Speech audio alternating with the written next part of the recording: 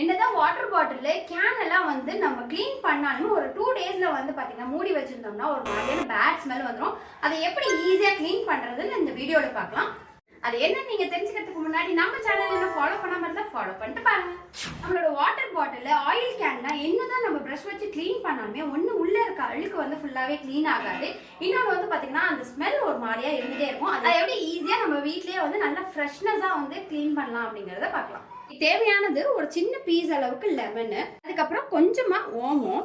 இது ரெண்டுமே வந்து பாத்தீங்கன்னா நல்ல ஒரு ஃப்ரெஷ்ஷான ஸ்மெல் கொடுக்கும். கொஞ்சமா பேக்கிங் சோடா, அதுக்கப்புறம் நல்ல சூடான தண்ணி. இந்த பேக்கிங் சோடால சூடான தண்ணி ஊற்றும் போது கீழே ஏதாவது அழுக்கு படிஞ்சிருந்ததுன்னா நல்லா க்ளீன் பண்ணி கொடுத்துரும். இதை அப்படியே ஒரு 10 மினிட்ஸ் வச்சுட்டு அதுக்கப்புறம் நல்லா ஷேக் பண்ணிட்டு க்ளீன் பண்ணிடுங்க. இப்போ ஸ்மெல்லுமே வந்து நல்லா ஃப்ரெஷ்ஷாக இருக்கும். அதே மாதிரி ஏதாவது பாக்டீரியா கிளீஸ்லாம் இருந்துச்சுன்னா உங்களுக்கு நல்லாவே க்ளீன் ஆகிடும். நம்ம பசங்களோட வாட்டர் பாட்டில அட்லீஸ்ட் வீக்லி ஒன்ஸ் ஆகுது இந்த மாதிரி க்ளீன் பண்ணிட்டீங்கன்னா அவங்களுக்கு ஹைஜீனிக்காக இருக்கும். இந்த டிப்ஸை நீங்களும் யூஸ் பண்ணி பாருங்க உங்க ஃபேமிலி அண்ட்